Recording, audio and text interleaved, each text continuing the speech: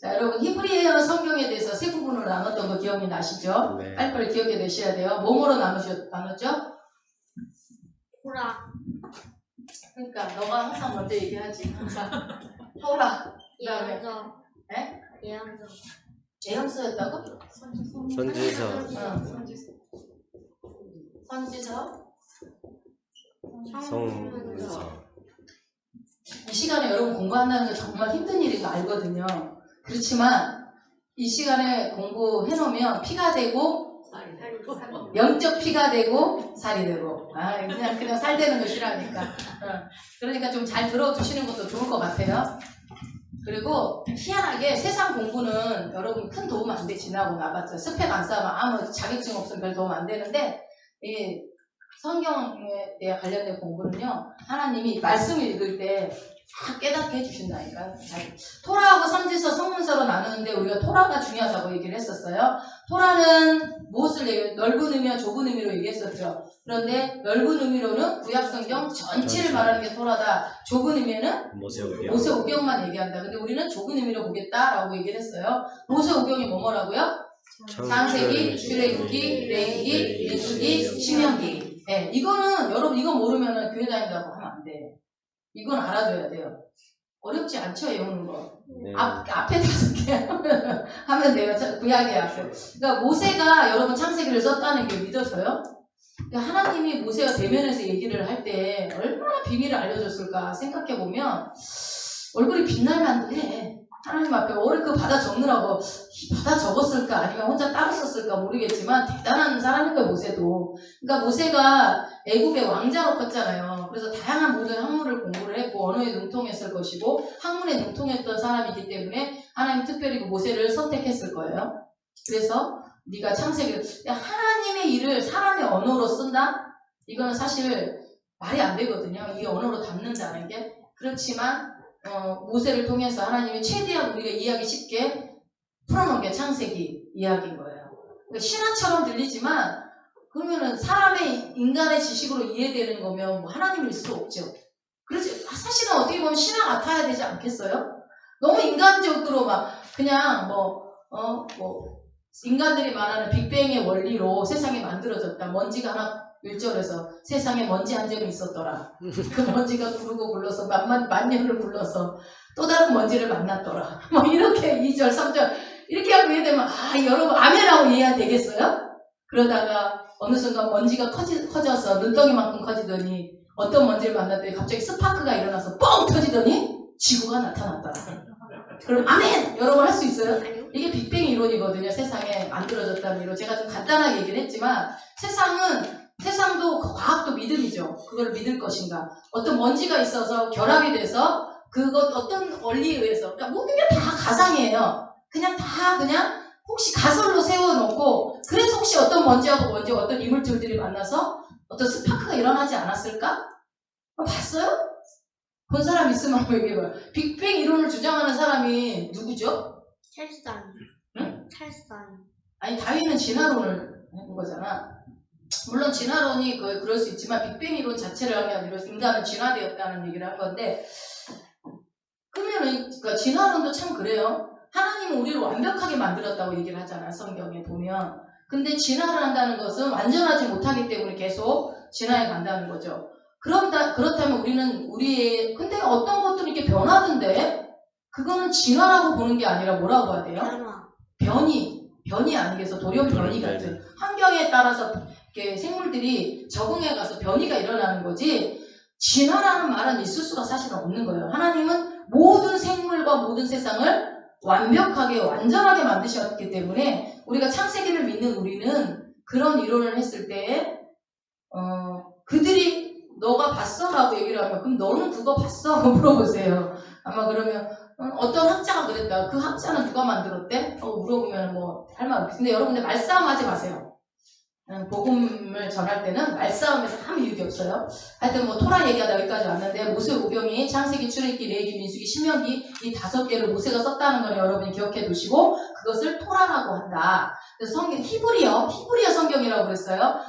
신약은 헬라어로 되어 있기 때문에 신약은 지금 빠진 성경을 얘기합니다. 구약 성경을 얘기하죠. 그 얘기를 했었고, 그래서 이제 그 십계명에 대한 계명, 법, 이론, 이런 거에 대한 얘기를 하면서 십계명이 우리의 십계명과 유대인들의 십계명이 다르다. 제1계명이 다르다.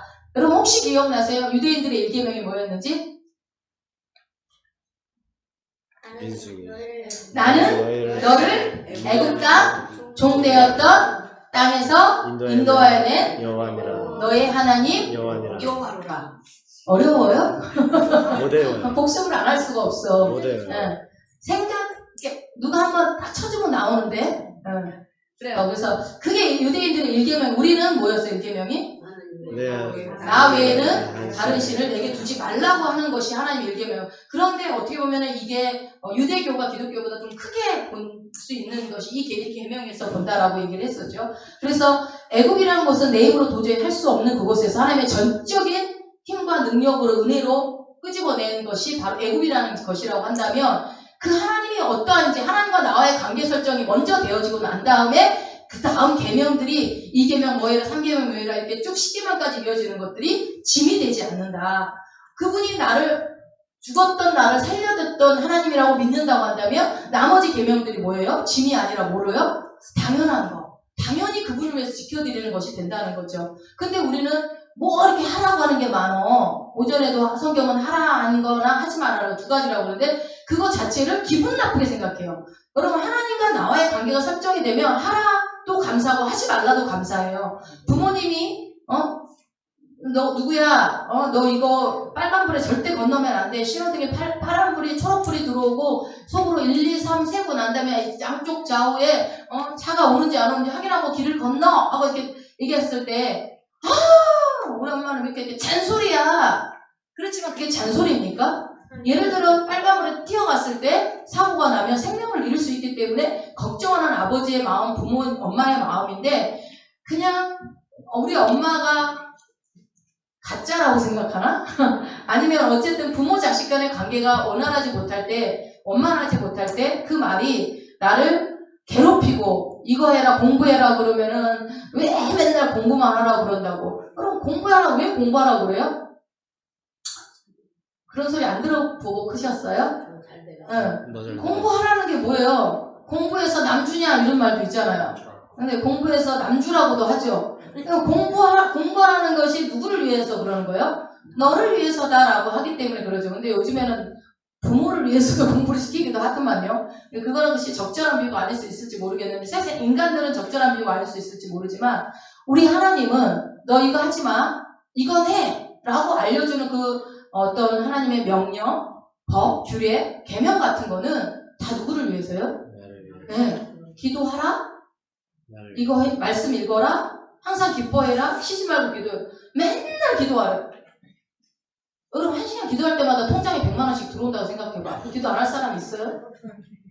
근데 눈에 보이는 돈은 들어오면은 열심히 가서 여러분 1시간당 10만 원 준대 그러면 안 갈 사람 어디 있어요 여기?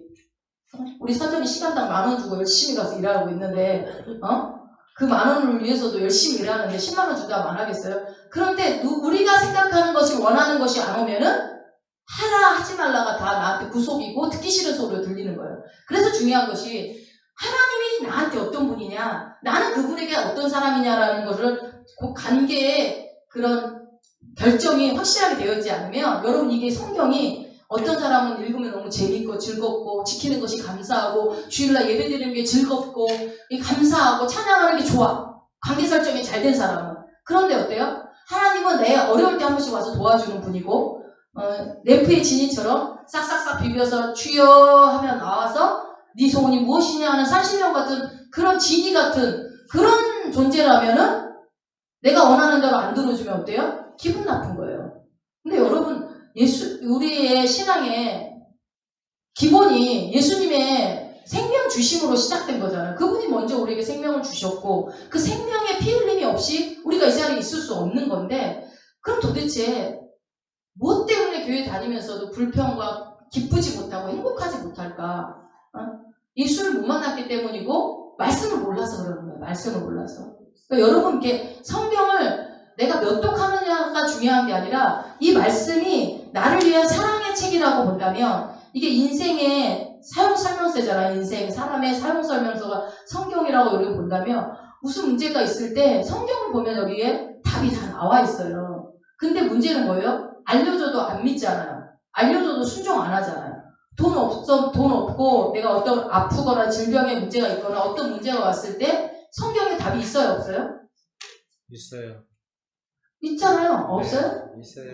안 읽어서 몰라요? 아니면 읽어도 그냥 성경인갑다 하고 읽어요? 여러분 여기 답이 다 있잖아요. 근데 이 답을 믿고 이게 답이구나라고 믿고 그대로 그 매뉴얼대로 해본 사람은 응답이 있죠. 그리고 그것이 쌓이고 쌓여서 믿음이라는 것이 견고해지고 어떤 환경에도 흔들리지 않아요. 어떤 사건 사고가 와도 흔들리지 않는 견고한 믿음의 사람으로 세워져요. 영적인 사람으로 세워져요. 그러나 똑같이 성경이 주어지고 똑같이 예배를 드리고 똑같이 말씀을 듣고 똑같이 24시간이 주어지고 똑같이 인생이 있는데 오전의 말씀처럼 10편 90편의 말씀처럼 70이고 강건하면 그 연수가 70이고 강건하면 80이고 다 똑같아요. 누구만이라고도 여기가 없어요. 그렇게 주어졌음에도 불구하고 어떤 사람은 이 땅에서 천국을 누리며 요한계시록 말씀처럼 이 땅에서 하늘의 뜻이 나에게 이루어달라는 그 뜻이 이루어져서 이 땅에서 누리고 사는 사람이 있는 반면에 언제나 신앙생활을 해도 기쁨이 없고 기도하는 것이 짐이고 지겹고 예배 드리는 것이 지겹고 목사님 눈치 봐서 교회로 오고 이게 얼마나 불행합니까? 끌려가는 신앙이냐 내가 주도적으로 끌고 가는 신앙생활을 하느냐. 여러분 이제는 신앙생활을 내가 적어도 5년 이상 했으면 5년 이상 했으면 애들도 5살 이상 되면은 지가 어느 정도 말귀 알아들을 나이 아닙니까? 그렇다면 여러분 이제는 신앙생활을 내 주도적으로 할 필요가 있다고 저는 봅니다. 누군가에 의해서 누구 눈치 보고 할 나이는 지나지 않았습니까? 내 영혼의 때를 위해서, 내 자신을 위해서, 그리고 내게 주어진 가정을 위해서, 내가 사랑하는 사람들을 위해서 내가 믿음의 사람으로 영적인 사람으로 우뚝 서야 된다라는 그러한 한 해를 우리 마감하면서 그렇게 생각하면서 말씀을 들으면 좋을 것 같습니다. 자, 그래서 나는 너를 애굽 땅 종되었던 곳에서 인도하여 너의 하나님이야 라는 것이 저와 여러분에게 제 1계명이 되었으면 좋겠어요. 그 계명. 내 인생에 내가 해결할 수 없는 죽음. 히브리서 9장 27절에 한번 여봐요. 한 번 죽는 것은 사람에게 정하신 것이요 이후에는 심판이 있으리니. 여러분 아멘. 그 말씀을 내 한 번 죽는 것 우리 다 죽습니다. 언제 죽을지 몰라요. 이렇게 다 죽음이 오고 있는데 이후에 심판이 있는데 여러분 그 인생 우리가 똑같이 가고 있을 때 내 인생에 이 땅에서 주어진 이 시간 동안에 하나님이 그 많고 많은 정자들 중에서 하나가 선택돼서 우리가 태어난 거 아닙니까? 그렇다면 하나님이 거저 이 땅에 우리를 보냈겠습니까? 우리에게 오늘 이렇게 말씀을 들을 수 있는 기회, 예배 드릴 수 있는 기회, 뭔가 하나님에게 나에게 주시고자 하는 음성의 목소리가 오늘 들려진다면 내 삶 가운데 여러분 반응하세요. 자꾸 말씀 앞에 자꾸 반응하려고 노력을 하게 되면 나도 모르게 내 믿음이 성장해 있고 어떠한 비바람에도 흔들리지 않는 커다란 나무처럼 내가 성장해 있는 것을 봐요. 그 성장은 내가 하는 게 아니라 주님이 나의 반응하는 모습을 보고 도와주시고 키워주시는 거죠. 자, 그래서 토라라는 것을 보고 선지서는 정기선지서, 후기선지서가 있다고 그랬어요. 그래서 이거는 우리 지금 한글 성경의 역사서에 해당하다고 그랬어요. 역사서. 기억나시죠? 네. 역사서가 선지서다. 시간의 흐름이 있는 내용들이 나오는 역사서. 성문서는 뭐가 있다고 그랬어요? 여러분 이제 성문서가 중요하다고 우리가 지금 시편을 보고 있으니까 성문서의 첫 번째를 여는 게 뭐라고 그랬어요? 시편이라고 그랬죠. 그래서 시편과 욥기와 잠언, 이게 지혜서들이잖아요. 지혜서들이 성문서에 첫 번째 들어가는데 시편이 제일 먼저 들어간다. 그래서 성문서는 무엇을 얘기하는 것이다? 하나님의 백성으로 어떻게 살 것인가를 제시하는 것이 성문서라고 그랬어요. 그래서 이 성문서 안에 들어가는 성경들 중에 이 하나님의 백성으로서 어떻게 살 것인가 하는 그 사람들이 하나님의 백성으로서 삶에 합당한 삶에 대한 예시들이 성문서에 나와 있는데 우리가 볼 이 시편 1편에서 150편까지는 우리 인생의 모든 생사하고 우리 인생에 일어날 수 있는 모든 극과 극에 있는 모든 상황들이 다 나와 있다. 그 얘기를 했죠. 그래서 이 말씀 속에서 여기 우리의 삶에 여기에 안 걸리는 것이 하나도 없다. 그럴 때 그럼 어떻게 해야 되느냐라는 얘기를 시편에서 하고 있다고 얘기했어요. 그게 바로 성문서다. 그리고 이 성문서에는 5개의 축이 또 들어간다고 그랬어요. 5개의 두루마리. 5개의 두루마리 성경책이 들어가는데 뭐뭐가 들어간다고 그랬죠? S가 5개의 절기에 있는 거라고 그랬죠. 그래서 아비벌 6월절에 있는 성경은 아가서. 네, 아가서. 그 다음에 오순절, 추수절 7절에 있는 성경은 루키. 기억나요? 네. 루키. 그 다음에 5월달 예루살렘 성과 성전이 해파된 것을 기념하기 위해서, 기념보다 기억하기 위해서, 네. 기념이 아니죠. 에레미야, 애가. 애가. 슬프잖아. 예루살렘 성전이 해파돼서. 그 다음에 7월의 초막절에는 전도서를 읽는다고 그랬어요. 전도서. 12월 불임절에는 에스더서를 읽는다. 그래서 5축이 뭐뭐다? 아가, 에레미야, 애가, 루키, 전도서, 네, 그렇게 들어가는 거예요. 그리고 이 하나님의 백성으로서 어떻게 살 것인가라는 얘기가 성문서에 나왔다고 했는데 그렇게 살아낸 사람들의 얘기도 이 성문서 안에 들어간다. 누구?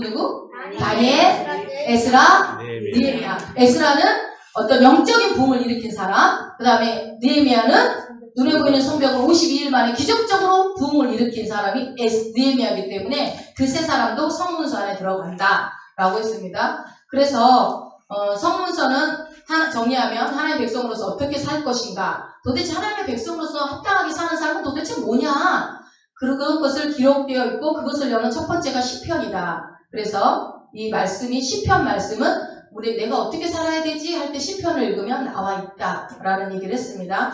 그래서 하나님 백성으로서 그럼 어떻게 살아야 되냐 할 때 필요한 것이 뭐가 필요하다고 그랬어요? 기준이 필요하다고 했었죠. 기준. 기억나시죠? 반드시 제시되어야 될 것이 기준이다. 여러분, 내가 원래 이렇게 빨리 짧게 하고 넘어가야 되는데 여러분들이 다 잊어버린 것 같아서 지금 다시 좀 훑어요. 그러니까 들으세요. 기준이 필요하다. 그러니까 기준이 뭐예요? 내가 뭔가 할까 말까, 갈까 말까, 줄까 말까, 뭐 그런 거 있잖아요. 그런 기준이 필요한데 그 기준이 뭐라고 그랬어요? 그러니까 하나님의 백성으로서 어떻게 살 것인가? 이 어떻게 살 것인가라는 방법론적인 것을, 이것의 기준이 되는 건 뭐가 된다고요? 이게 기준이 되는 거예요. 기준. 네. 이 어떻게 살 것인가는 기준이. 그럼 뭐예요? 모세 오경이 기준이 되는 거예요. 아시겠죠? 그러니까 내가 어떻게 살아야 돼? 그런 방법들이, 여기 부딪히는 문제들이 다 시편에 나와 있다고 한다면 그때 그러면 뭐 어떻게 답을 내야 돼? 뭘로 기준으로? 토라로. 네, 모세 오경으로 기준으로 하는 거죠. 그러니까 그래서 실제로 하나님의 말씀을 개인의 삶에 적용을 해봤어. 아, 그래? 그럼 이렇게 살면 어떻게 되지? 실제로 적용을 해서 살아낸 사람들이 바로 아까 말한 다니엘, 에스라, 느헤미야처럼 산다, 이렇게 나오는 거죠. 그러니까 여러분, 이거를 알아두는 게 좋은 게, 여러분들이 다니엘도 읽고 앞으로 에스라도 읽고 느헤미야도 읽을 거 아니에요. 그러면 느헤미야는 성벽을 재건했어. 52일 만에 재건을 했어. 막 그러면서 성벽을 오늘은 문 세웠구나, 못 세웠구나, 누가 와서 이렇게 했구나, 방해꾼들이 있었구나, 이것이 중요한 게 아니라는 거예요. 그런 상황 속에서 방해가 오고 속임수들이 오고 이랬을 때 그 느헤미야가 어떻게 헤쳐나갔는지를 그거를 보라는 거예요. 그래서 리더십이 최고봉을 이룬 게 느헤미야서에 나와 있죠. 아무튼 하나님의 말씀을 개인의 삶에 적용했을 때 살아낸 사람들의 얘기가 성문서에 들어가 있고, 그렇게 살아냈을 때 나 개인뿐만이 아니라 내 가정과 사회와 국가까지도 영향을 미친다. 그래서 어느 한 개인이 하나님의 말씀 앞에 반응해버리면 어마어마한 일이 일어난다는 거예요. 느헤미야가 말씀 앞에 반응했을 때, 술관으로 있을 때에 슬피 울고 금식하고 기도하다가 왕에게 너 무슨 우리 수심이 있냐 했을 때, 우리 예루살렘 성전 해파되고 지금 그렇답니다 했을 때, 그럼 가서 네가 재건하고 가라 하고 왕의 마음을 돌려놓으신 그 하나님의 그걸 봤을 때, 가서 성벽을 재건을 하고 난 다음에 또 그 당시에 학게나 스가랴, 그 다음에 수룹바벨, 예수와 이 모든 사람들이 그 포로 70년이 끝나고 난 뒤에 돌아와가지고 말씀을 잊어버린 그 세대들에게 에스라는 계속 역대상하를 통해서 말씀을 가르치고 족보를 정리하고 너희들이 하나님의 선택된 백성이야 하면서 얘기를 하면서 막 가르치고 그렇게 나오잖아요. 그런 내용들이 뒤에 우리가 학개, 스가랴, 말라기까지 나오는 내용 아닙니까? 그렇게 해내고 나니까 한 나라가 흩어졌던 디아스포라가 되었던 이 이스라엘 백성들이 나라가 세워져 버리는 거예요. 누구 한 사람이 깨어있으면 그 사람이 하나님의 말씀을 받아들였을 때, 여러분, 그래서 교회의 붕도 여러 사람이 일으키는 게 아니에요. 깨어있는 한두 사람이 교회를 부흥시켜요. 아무리 큰 교회도요, 전 교인이 다 영적으로 충만하지 않아요. 그 상위 몇 프로가 있어요. 세상의 상위 몇 프로는 성적순이지만 예수 믿는 사람들의 부흥을 일으키는 사람, 누가 얼마나 하나님 앞에 말씀 앞에 반응하는가. 그런 사람이 한두 사람만 있으면 그 교회는요, 부흥할 수밖에 없습니다. 여러분, 그 사람이 내가 되기를. 아멘? 네. 그 사람이 내가 되기를. 나 때문에 하나님 이 교회에 축복할 수밖에 없는, 나 때문에 이 가정에, 이 사업장에 내가 축복을 줄 수밖에 없는 그 사람이 되려면 내가 어떻게 해야 돼요? 그 말씀이 내 삶 가운데 반응되어져야 돼요. 여러분, 우리 귀가 너무 커졌어. 머리가 너무 커지고. 아는 건 너무 많아. 근데 그 아는 것만큼 내가 얼마나 살아내느냐. 여러분, 얼마나 살아내세요? 말씀은 열심히 읽는데, 저도 이번 주에는 좀 많이 제대로 못 읽었지만, 말씀을 읽어도, 읽는 게 중요한 게 아니라, 여기 한 장 방 있고, 3장 방 있고, 5장 방 있고, 10장 방 있는데, 10장 방! 10장 읽는데, 눈 나를 마주쳐. 얼마나 살아내고 있냐고. 아니, 10장이니까요, 하루에 에스라 막 끝나버리고, 느헤미야 하루 이틀 만에 끝나버려요. 얼마나 빨리 끝나는지, 10장씩 읽으면 1년에 3독 반을 하거든요. 그래서 제가 다 적어놔요. 여러분들 읽은 거. 신약 몇 번 읽었다 내가 다 적어놓거든요. 많이 읽었더라고요. 근데 삶은 얼마나 바뀌었나? 이 생각을 해봐요. 여러분, 항상 우리 읽을 때마다 내 삶은 바뀌고 있나를 점검하세요. 3장 읽건 1장 읽건 오히려 한 장 읽는 사람이 더 삶이 변화될 수 있어요. 내가 한 장에 있는 우리 경준이하고 이제 매일 녹음해서 올리거든요. 니네들은 한 장인데 적어도 녹음해야 되지 않겠냐? 열심히 녹음해서 올려요. 저번 주간에 경준이가 아침에 일찍 이제 녹음해서 올리는 거예요. 너무 감사하더라고요. 처음에는 못한다, 일이 있어서, 한 장을 못하냐, 우리가 생각하죠. 그런 말 하면 안 돼. 이게 몸에 배기까지 가야 시간이 오래 걸리는데, 여러분, 한 장이냐, 3장이냐, 5장이냐, 10장이냐가 중요한 게 아니라, 얼마나 살아내고 계십니까? 그럴 때마다, 10장 읽는 거 의미 있나? 그런 생각이 한데없이 굴 때가 있는데, 10장 읽을 시간도 있잖아, 솔직히 말해서. 충분히 읽을 수 있잖아요. 근데, 제가 봤을 때 그 사람의 마음가짐인 것 같아요. 한 장이건 10장이건 간에. 그래서 내가 말씀 앞에 반응하는 사람이 되리라 결단하시기 바랍니다. 그래서 내가 하나님 말씀대로 살아낼 때에 결국은 여러분 누군가 한 사람이 가정을 일으켜요. 누군가 한 사람이 교회를 바꿔요. 누군가 한 사람이 이 국가를 바꾸고요. 열방을 바꿔요. 그래서 세계를 품고 열방을 품고 가는 사람과 내 가정, 여기 태계원만 품는 사람하고 그릇이 다르겠죠. 여러분, 오늘 내가 무엇을 품을 것인가? 내가 내 자녀 하나도 교육 못 시키는데, 그러지 마시고, 응? 주님 앞에 내 힘으로 하는 거 아니잖아. 나는 내 자녀도 사실 못 고치죠. 내가 사람을 어떻게 고쳐요? 자식도 내 마음대로, 어린애들도 내 마음대로 못 하는데, 우리가. 주님이 나를 붙드시면 주님이 하실 것입니다. 느헤미야를 쓰셨던 하나님, 에스라를 쓰셨던 하나님, 다니엘을 쓰셨던 하나님, 그리고 수많은 에스더며 쓰신 하나님이 나를 쓰시면 그 일을 안 일어나겠습니까? 제가 윤석주 목사님 설교를 월요일마다 실천 목회를 들을 때마다 고통스러워요. 똑같은데 오히려 그 할아버지는 왜 저렇게 전 세계 100개가 넘는 130개가 넘는 나라들의 목회자들을 세우면서 그 목회자에게 딸린 영혼이 또 얼마예요? 어마어마한 영혼들을 밥도 못 먹고 비리비리 하신 분, 저는 그것보다 밥을 몇 배, 몇십 배는 더 먹는데도 어떻게 이렇게 다르게 살 수 있는가. 그래서 밥을 조금 먹어야 되나. 그래서 은 목사님이 피둥피둥 살찐 목회자들 맨날 뭐라고 그래요. 기름기 잘 흐른다고. 얼굴이 반짝반짝해가지고 이런다고 맨날 그거 갖고 뭐라고 하겠어요? 그만큼 이제 열심을 내라는 거겠죠. 열심을 내서 목회해라 그런 걸 보면 인생의 사람의 삶의 모습이 정말 그 말씀을 믿고 안 믿고에 대한 차이인 것 같아요. 아멘. 그 목사님은 기도하면은 모든 게 다 되는데 왜 안 되느냐, 그 애타는 게 느껴지거든요. 말씀 듣고 있으면. 왜 기도하면 되는데, 성령 충만하면 되는데 왜 안 하냐? 왜 안 하냐? 근데 우리가 가끔 자녀에게 그러잖아요. 너 이거만큼 잘할 텐데 왜 안 하냐? 좀 잠 좀 줄여라. 그러면 자식 입장에서 어떻게 해요? 안 줄여진다. 잠이 줄여지니까 신분주 하냐? 꼭 그런 것 같아요. 그러면서 그래요. 엄마 그릇 다르고 내 그릇 다르지. 윤 목사님 그릇 다르고 내 그릇 다르지. 그리고 합리화시키고 싶다니까요. 근데 좀 다를 수도 있겠죠. 성격이나 뭐 자란 환경에서 훈련되어지는 건 다를 수 있겠으나 똑같이 말씀은 주어졌잖아요. 아멘. 믿고 안 믿고는 우리 개개인의 문제고 그 말씀 앞에 반응하느냐 안 하느냐도 여러분의 선택의 문제라는 겁니다. 아멘. 오늘 목사님이나 저나 오늘 말씀 강대상에 서서 여러분에게 말씀을 전했을 때 얼마만큼 받아들이냐 안 받아들이냐 믿고 행하느냐 안 하느냐는 여러분의 몫이라는 거죠. 아멘. 그저 전할 뿐이죠. 아멘. 오늘 진도 나가야 되는데 이러다가 진도 못 나가겠네. 그래서 하나님 백성으로 살아야 되는 기준이 토라고 이 핵심은 뭐라고 그랬어요? 이 토라가 기준이 되는데 이 토라의 기준의 핵심이 뭐라고 기억나세요 혹시? 우리는 무슨 백성? 네 맞습니다. 언약 백성. 언약이 중요하다. 그러나 이 언약은 무엇으로 풀어야 된다? 말씀. 언약을 똑같이 여러분들이 잘 하려면 혼인, 네. 관계, 결혼. 네, 결혼 관계로 풀어야 된다고 했어요. 여러분 이 모든 여러분의 신앙생활이 있을 때 나는 언약 백성이라는 거예요. 약속을 믿고 가는 거잖아요. 여러분 보이지 않아도 약속 주님이 오실 것이다 믿으시죠? 아멘. 아멘 주 예수여 오시옵소서. 마라나타 예수 우리 예수님 오셔요? 아멘. 오시죠. 언제 오셔요? 몰라요. 네.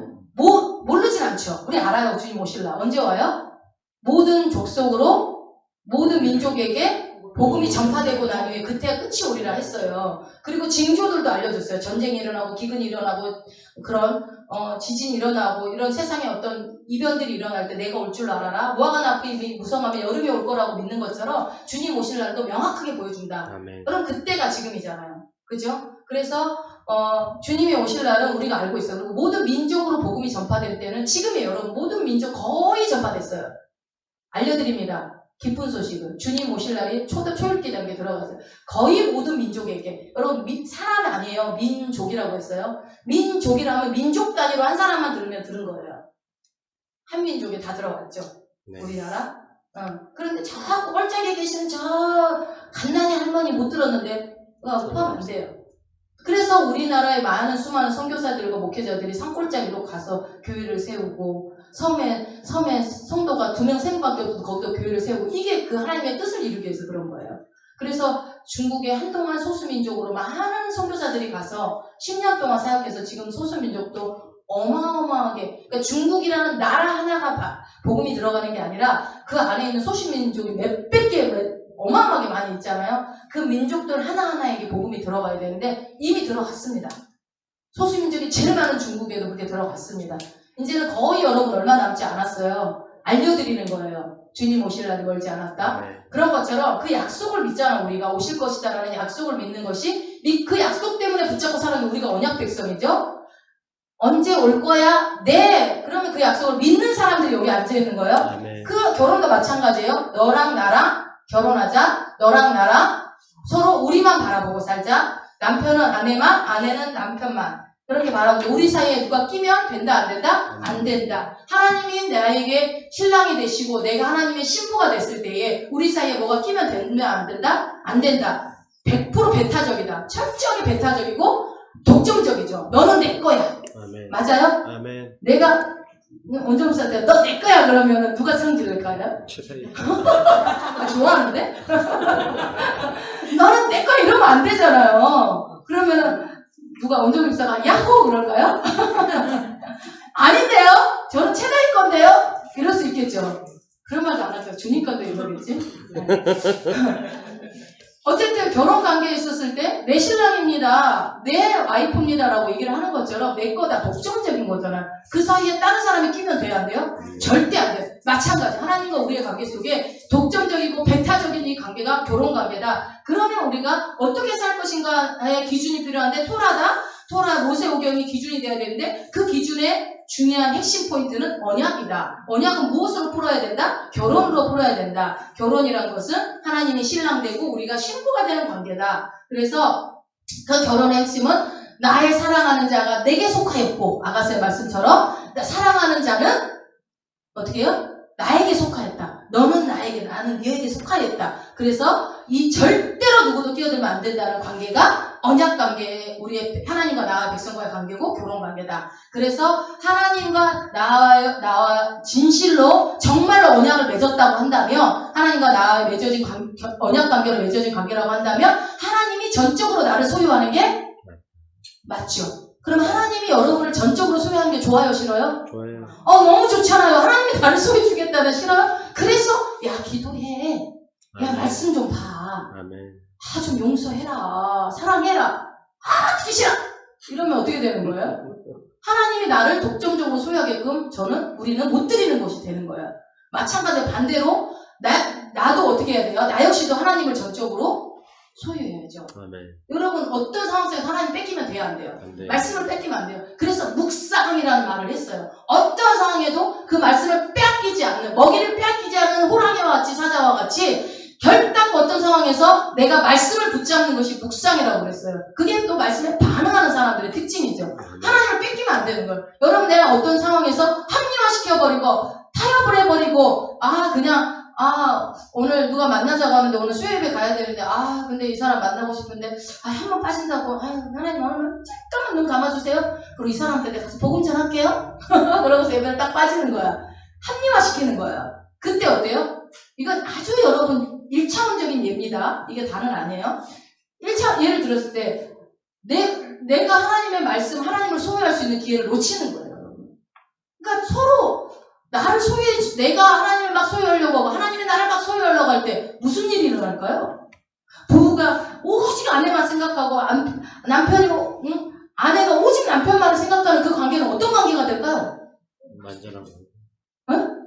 너무 부러운 관계? 그 부부? 너무 좋지 않겠어요, 부부가? 그렇게 우리 그 창세기에 나오잖아요. 뭐라고 그래요? 네 몸과 같이, 내 뼈 중에 뼈, 살 중에 살이요 하면서 에베소서에 뭐라고요? 네 아내를 내 몸과 같이 사랑해버리는 거예요. 예수님은 하나님을 내 몸과 같이 내가 사랑해버리는 거예요. 그러니까 아내가 어떻게 해요? 복종해버리는 거야. 아니, 그렇게 사랑해주는데 복종 안 할 수 있어? 내 몸처럼 사랑해주는데 복종 안 할 아내가 어디 있어요? 그쵸? 그러니까 이 모두 서로 상호 관계가 이루어지는 것이 하나님과 나와의 관계 설정이라는 거예요. 어떤 게? 언약, 결혼, 모세오경. 여러분, 그래서 모세오경을 읽을 때 내가 어떻게 살까 기준의 말씀이 모세오경에 있겠구나. 이럴 때 이렇게 하는구나. 그래서 여러분들이 제일 잘 아는 대표적으로 신명기 28장에 보면은 이렇게 하면 복 받고 이렇게 안 하면 싹 쓸어버리고 막 이런 내용이 쫙 나오잖아요. 대표적으로. 네. 그래서 그런 어떤 복에 대한 얘기들이 많이 나오고 그렇긴 하는데 꼭 그렇게 해야만 복 받냐 그러는데 여러분 이미 예수 안에 나와의 관계가 맺어지면요. 그런 거 굳이 막 이렇게 복 받으려고 애쓰지 않아도 이미 그 안에 다 주어져 있는 거예요. 그러니까 똑같이 말씀을 들어도 여러분 말씀이 지혜와 계시형을 달라는 기도를 많이 하세요. 아멘. 깨달아져야 내게 될 수 있거든요. 안 그러면 지식적으로 들어온 거는 시간이 지나면 잊어버려요. 자, 오늘은 시편의 분류 중에 이제 시편 150편을 5개로 묶음으로, 그러니까 2종류로 분류를 해보려고 하는데 5묶음으로 분류를 해보려고 그래요. 자, 여러분이 이 학자들이라면 시편 1편부터 150편을 어떻게 분류하면 좋을까요? 시편 기자들이 여러분 누구 있어요? 제일 잘하는 다윗이 73편을 썼죠. 73개. 나머지는요? 솔로몬, 솔로몬도 있고, 아삽, 그리고 보라, 히스기야도 있고요. 또 에스라, 모세도 있나? 모세가 쓴 것도 있나? 아무튼 여러 많은 사람들이 시편을 기록을 했죠. 그래서 어떤 시를 넣고 뺄 것인가를 기도하면서 결정한 게 150편입니다. 논란의 여지가 있는 거 뺐다고 그랬어요. 자, 그것만 우리 한번 분류해봅시다. 분명한, 여러분, 시간 순서대로 분류하면 어떨 것 같아요? 시편을? 지금 방금 저자들을 얘기했을 때 시간 순서로 분류하면 안 될 것 같죠? 네, 안 될 것 같아요. 왜냐면 무명시도 있고, 솔로몬, 히스기야, 에스라, 아삽이며, 이런, 이 사람들이 다윗이며, 이거 시간 순서대로 분류하면 조금 이상할 것 같아요. 그러면 사람으로 분류를 해야 되나? 여러 가지 있겠죠? 근데 이제, 일단은 첫 번째로 분류를 5개로 일단 분류를 할 건데, 어떻게 분류할 거냐면,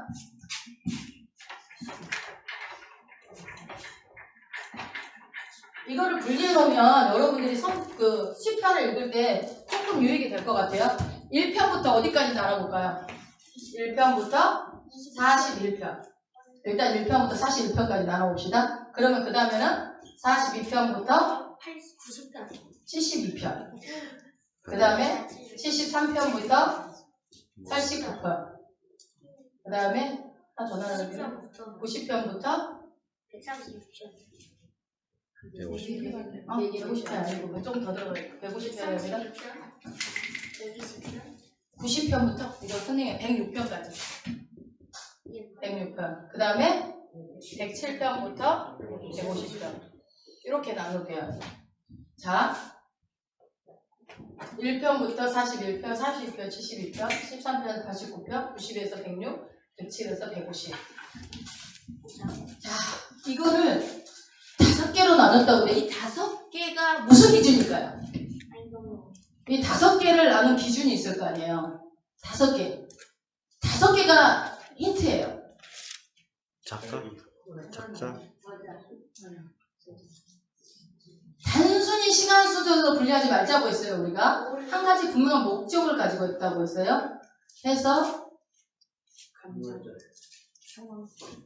모세 오경? 뭐라고요? 모세 오경? 모세 오경으로. 이게 이제 여러분 시편을 분류하는 방법이 엄청 많아요. 엄청 많은데 특별히 우리가 지금 토라를 봤기 때문에 그리고 가장 일반적인 기준으로 한번 나눠보려고 해요. 이것만 맞다고 그러는 거 아니에요? 제가 말하는 것만. 모세 오경을 기준으로 이렇게 나눈 거예요. 자, 모세 오경이 뭐라고 그랬어요? 창세기, 출애굽기, 레위기, 민수기, 신명기. 자, 그러면은 1편부터 41편까지는 무엇이 기준일까? 뭐와 연관이 있을까요? 그렇지요. 여기는 창세기와 연관이 있겠죠. 창세기는 무슨 내용이 나오죠? 모든 것의 시작. 예, 시작 또는 인간에 대한 얘기가 나오죠. 그러면은 1편부터 41편까지는 모든 것의 시작과 인간에 관련된 창세기에 관련된 내용이 실려 있을 것이다. 그럼 여러분들이 1편부터 41편 읽을 때는 그것을 관점을 두고 읽으면 되겠죠. 그러면 42편부터 72편까지는 뭐예요? 출애굽기. 예, 여기는 출애굽기. 그러면 출애굽기는 무슨 내용이 나오죠? 이스라엘과 하나님의 어떤 하나님과 관계 속에서 전적인 하나님의 구원에 대한 얘기가 나오죠. 그러면은 한번 잠깐만요. 우리 10편 46편 한번 가봅시다. 10편 46편. 우리가 편하게 읽었던 10편도 내용들이 많이 나오죠. 자, 우리 41편을 한 절씩 읽어봅시다. 우리가 42편부터 72편까지가 출애굽기 관련이라고 그랬어요. 이스라엘과 하나님의 전적인 구원에 대한 내용. 46편 한번 읽어봅시다. 하나님은 우리의 피난처시요 힘이시니 환난 중에 만날 큰 도움이시라. 흔들려 바다 가운데 빠지든지 바닷물이 흉용하고 뛰돌든지 그것이 넘침으로 산이 요동할지라도 우리는 두려워 아니하리로다. 셀라. 한시내가 있어 나누어 흘러 하나님의 성고 지으심을 부시나 방망이 성소에 기쁘게 하리라. 하나님이 그 성 중에 거하심에 성이 요동치 아니할 것이라. 새벽에 하나님이 도우시리로다. 이방인이 화나며 자 소리를 받으시며 땅이 임하다. 만군의 여호와께서 우리와 함께 하시니 야곱의 하나님은 우리의 피난처시로다. 셀라. 땅을 황목케 하셨다. 저가 땅끝까지 전쟁을 쉬게 하시며 활을 꺾고 창을 끊으며 수레를 불사르시는도다. 이르시기를 너희는 가만히 있어 내가 하나님께 말할지어다. 내가 열방과 세계 중에서 높임을 받으리라. 같이 봅니다. 만군의 여호와께서 우리와 함께 하시니 야곱의 하나님은 우리의 피난처시로다. 셀라. 예, 이게 무슨 내용인지 아시겠죠? 무슨 내용이에요? 출애굽하는 내용이죠. 네. 출애굽하는 내용. 네, 그래서 이러한 내용들에 관련된 것들이 출애굽에 관련된 게 42편부터 72편까지 나올 거예요. 그러니까 하나님의 전적인 구원에 관련된 내용, 이스라엘에 대한 내용들이 나오겠죠. 그래서 이게 대표적인 게 10편, 46편, 혹은 30편 뭐 이렇게. 자, 30편이 아니죠. 46편 그리고 이후에 그 다음에 73편부터 89편까지는 뭘까요? 레위기. 레위기에 관련된 기준으로 해서 73편부터 89편인데 레위기는 뭐가 나오죠? 제사. 그렇죠. 제사, 성소, 예배와 관련된 내용이 있겠죠. 그죠? 그러니까 73편부터 89편까지는 주로 성소에 관련된 거, 성전, 그 다음에 제사나 예배에 관련된 내용이 있겠구나 라고 보시면 되겠죠. 그 다음에 90편부터 106편까지는 민수기. 네, 민수기와 연관이. 민수기는 뭐예요? 민수기는 여러분 민수기의 뜻이 뭐예요? 정수기 친구? 현수기 친구? 민수기. 네? 백성들의 백성민, 셀수. 백성을 세는 기록을 나오는 게 민수기죠. 신명기는 새로운 실, 뭐지? 계명명령? 하여튼 새로운 명령에 기록된 것이 신명기죠. 근데 민수기라는 거는 백성들을 셌다. 그러니까 하나님의 백성들이 생활했던 내용들이 나오는 거죠. 어디서요? 누구랑 함께? 모세와 함께 어디에서? 광야에서. 네, 그래서 모세나 광야에 관련된 내용이 나오는 것이 90편에서 106편일 것이다. 이렇게 나오고, 그 다음 107에서 150편까지는 마지막 신명기에 관련된 내용이겠죠? 신명기는 뭐라고요? 말 그대로 새로운 율법을 주는 거죠. 새로운 계명. 그래서 율법. 그 다음에 새로 받을 땅에 대한 얘기, 땅을 기준으로 하는 얘기들. 자, 10편 119편? 10편 119편? 여기에 여러분, 여기서 제가 막 읽으면서 주의 율례, 주의 법, 여호와의 법, 모든 계명, 규례 이런 것만 막 형광펜으로 쫙 칠해봤거든요. 1절부터 쭉 다 있어요.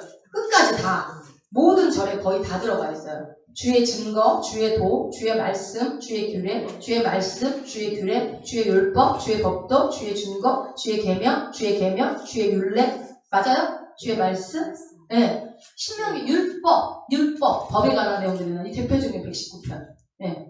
그래서 하나님의 법에 대한 것들이 쭉 나오는 거예요. 그래서 이거밖에 없지 않아요? 시편은 다르게도 분류할 수 있어요. 그런데 이렇게 모세 오경을 기준으로 분류한, 그러니까 랍비들이 이렇게 기준으로 해서 분류를 하거든요. 그것은 많은 연구하는 학자들이 대부분이 얘기하는 게 이 기준으로 합니다. 그래서 우리가 이걸 보고, 근데 여기서 재밌는 게 뭐냐면 각각의 권들을 살펴보고 하나님의 이름이 두 가지로 나와요, 여러분.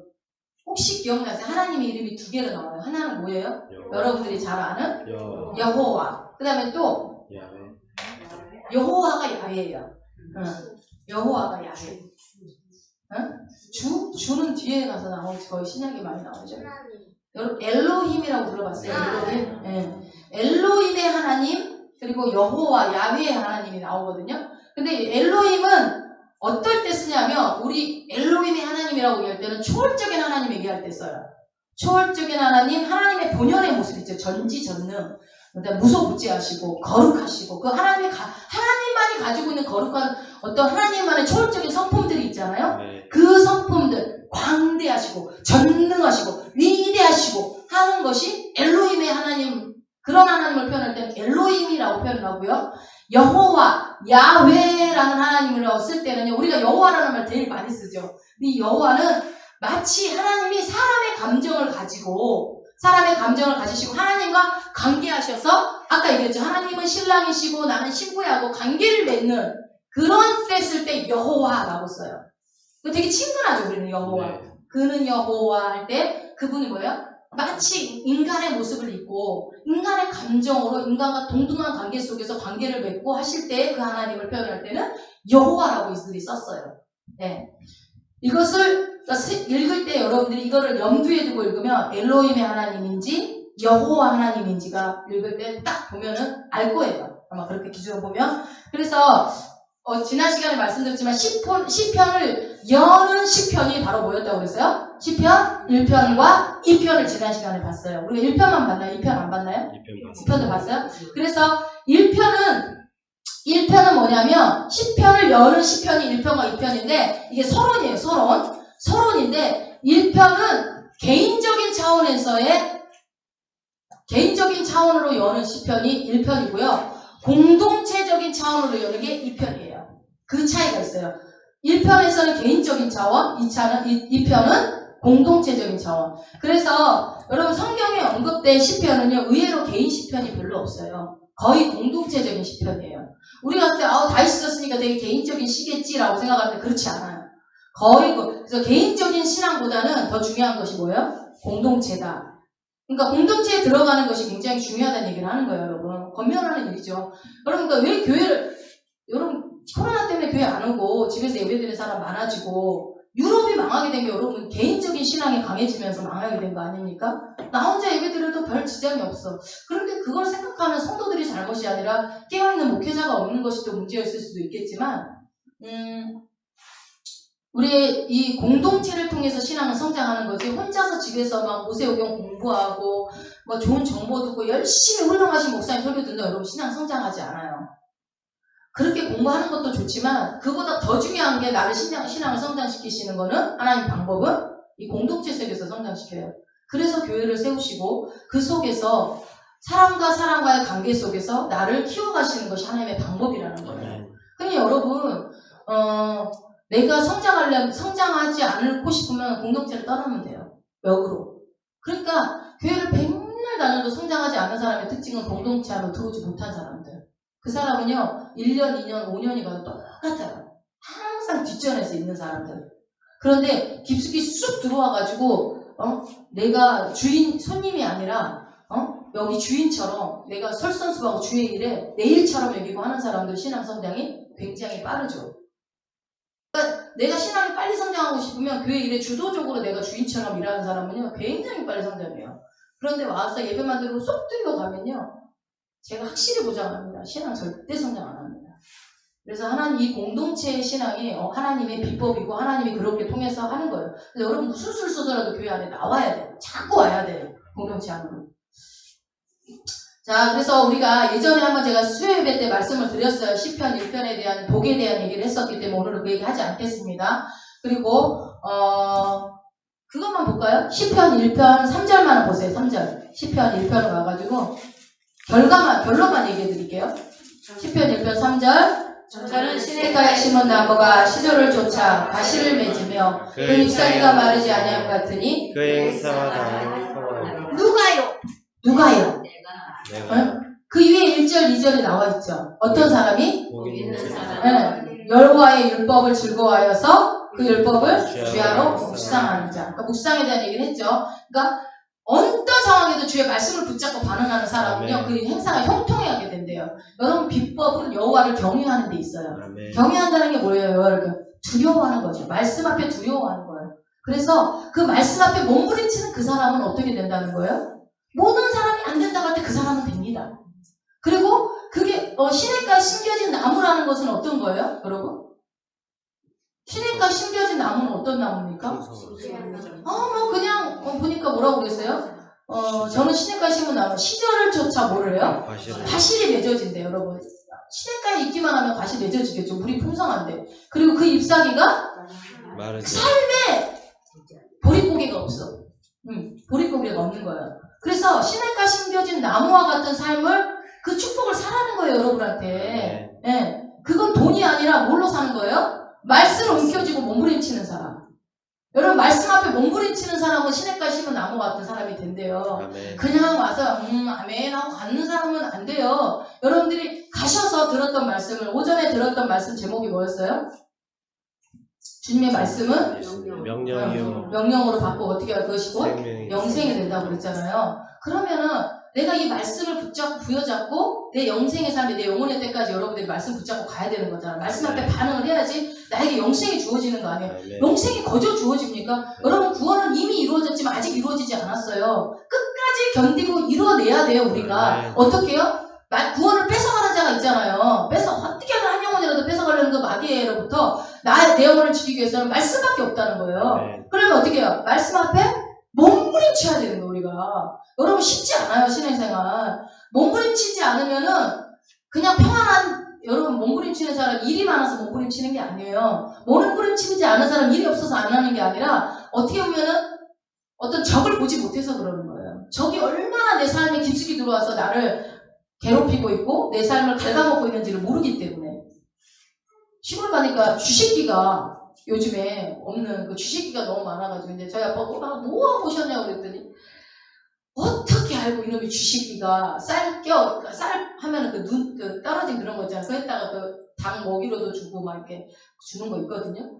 그걸 잘 주식이 못 들어오게 잘 감춰놓고 있는데 어떻게 들어왔는지 들어와가지고 다 갉아먹어버렸다는 거예요. 여러분 주식이들이 먹으면 얼마나 갉아먹을까 싶죠? 옛날에 목사님이 얘기하는데 땅을 파니까 땅콩이 거기서 몇 자루가 나왔다는 얘기가 있어. 다 땅콩이 하나도 없었다고 그러잖아요. 주식기들이 다 파먹어가지고 내랑내랑 왔다 갔다 한 것이 그거 다 먹어버려요. 다 먹어버려요. 여러분 내 영혼이 지금 얼마나 갉아먹음을 당했는지 빨리 정신 차려서 확인해 보세요. 평안하다. 그래서 물속에 찬물에다 넣었다가 물을 다 떼면 따따따따따따따 개구리가 삶아 죽어가는 것처럼 그럼 그래요. 그러니까 내 영혼이 갉아먹음을 당하지 않도록 이 말씀 앞에 몸부림치고 몸부림치는 사람이 내가 더 보여요. 몸부림치면 칠수록 내가 얼마나 마귀에게 잡아삼킴을 당하고 있는 영역들이 많은지가 발견되어진다고. 그래서 그러기 위해서 알아야 되는 게 반드시 말씀을 알아야 돼요. 아멘. 말씀. 그러니까 말씀이 근데 말씀 앞에 반응하려면 말씀이 숨겨진 사람이 돼야 되잖아요. 뭐 누르면 말씀이 나와야 반응도 할 거 아니에요. 아멘. 마귀도 못 찾는 사람이 되면 안 되지. 마귀가 공격하려고 왔는데 이 사람 속에 말씀이 하나도 없어. 내 편이야 마귀. 그리고 어떻게 해야 되지? 여러분 우리 가위 눌리면 어떻게 해요? 예수. 꿈속에서? 하늘에 계신 우리 아버지. 예수님이라고 하든가 뭐 하겠지. 예수 이름으로 떠나라 뭐 하든지 하겠죠. 그럼 뭐 왜 그래요?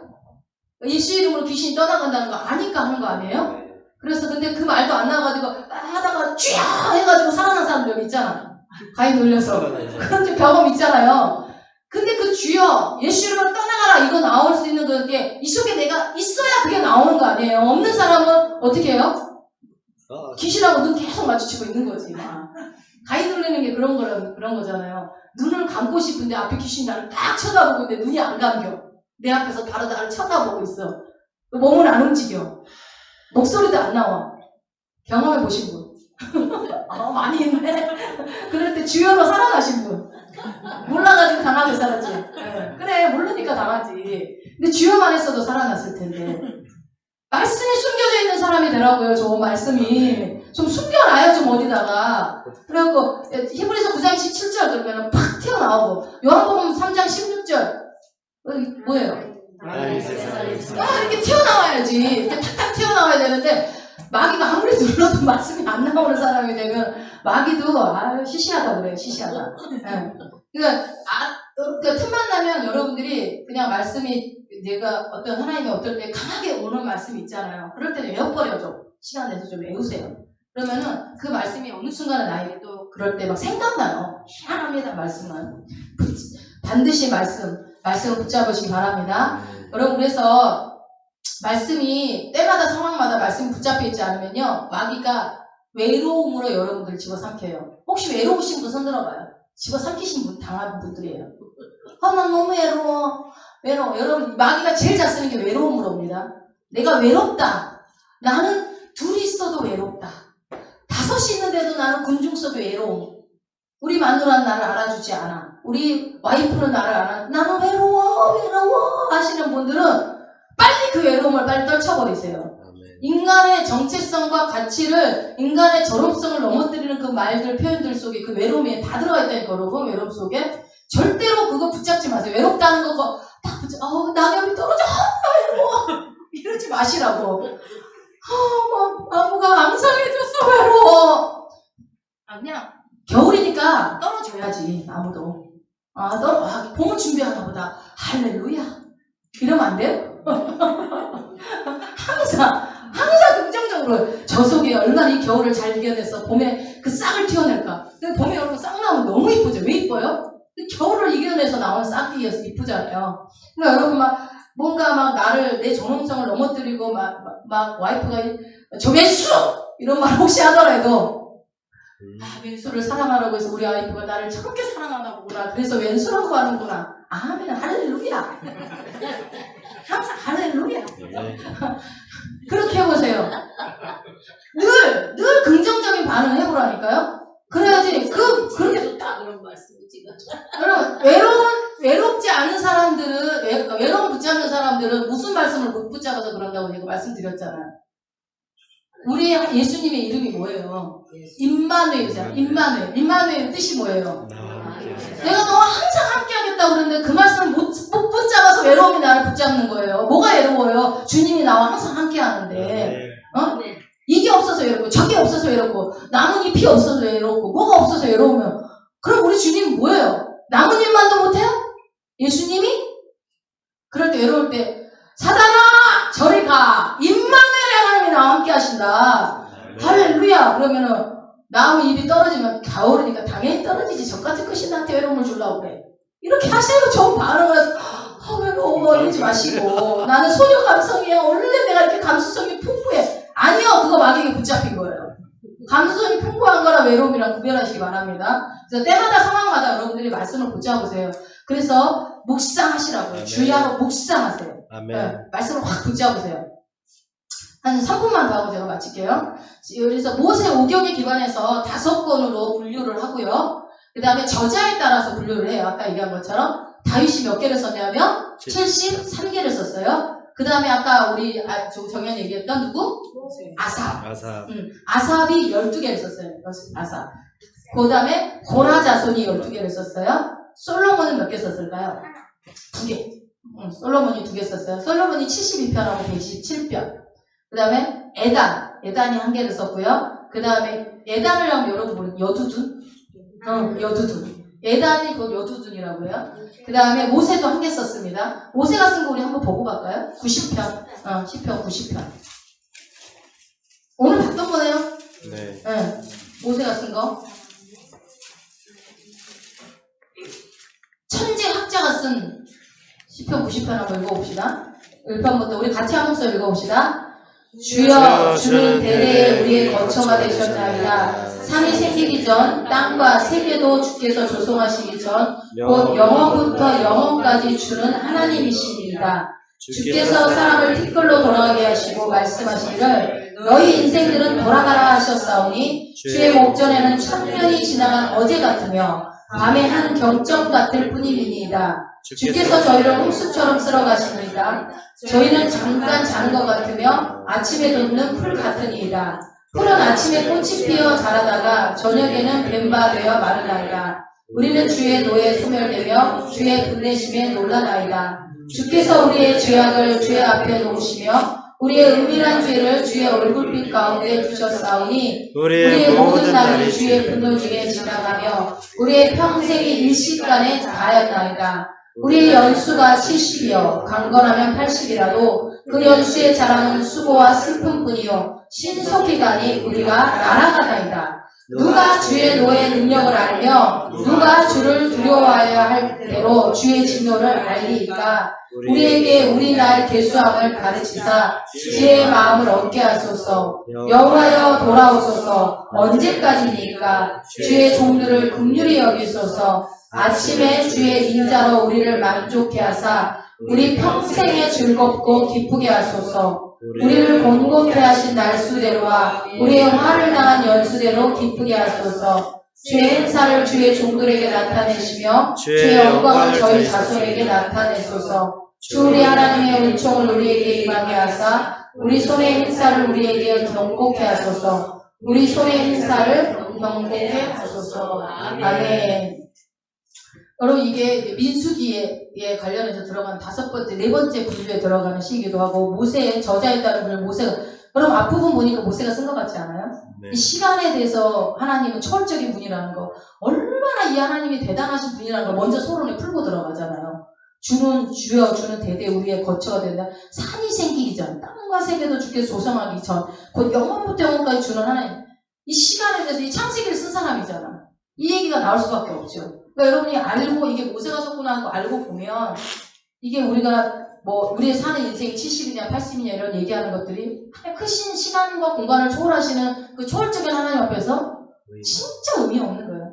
개미가 와가지고 나는 몇 년 살아요 막 이러고 있는 거 얼마나 웃기겠어요. 내가 밟으면 죽는다 너 지금 네가 몇 년 살아 나 2년은 살아요 그랬는데 너 지금 죽는다 이씨 이거 딱 밟아보면 그냥 그 자리에 죽는 거 아니에요. 되게 우리 인생이 진짜 아무것도 아닌데 대단하다고 얘기하는 게 그 크신 하나님을 얘기해놓고 그렇지만 하나님 나에게 복을 주세요. 우리 인간에게 복을 주세요 하면서 하나님의 복을 구하는, 그 복의 근원이 하나님이라는 것을 인정하고 나서 복을 구하는 내용 아닙니까? 그래서 우리의 인생이 짧든 길든 간에 주의 손 아래서 우리가 그분에게 복을 구하고 원할 때 주님이 복을 주신다. 이 시편 90편 말씀에. 그렇죠. 그래서 우리의 15편에 보니까 우리를 공곡케 하신 날수대로 우리의 화를 당한 연수대로 기쁘게 하소서. 말이 좀 앞뒤가 안 맞지 않아요? 그러니까 우리가 공고하든 환난이든 어렵든 우리는 기쁜 존재로 살아가야 된다는 거예요. 그러니까 하나님을 알아버리면 우리의 삶의 일상에 일어나는 사건들이 얼마나 작은 일인지가 알아지는 거죠. 크신 하나님을 여러분 아시기 바랍니다. 말씀을 알아야 돼요. 그래서 말씀을. 오늘 여기까지 할게요. 하고 다음에 이어서 우리가 아까 얘기했던 아삽 그리고 이 레위 자손들이 주로 이 시를 많이 썼잖아요. 그거 좀 저번에 한번 얘기를 했는데 한 번 더 좀 풀어드리고 아삽 자손과 게르손과 고핫과 무라리 자손들 레위의 세 아들이 풀어갔던 거 좀 풀어드리고 그리고 2시간 더 해야 되겠네. 시편 얼른 안 끝나네. 하여튼 더 하겠습니다.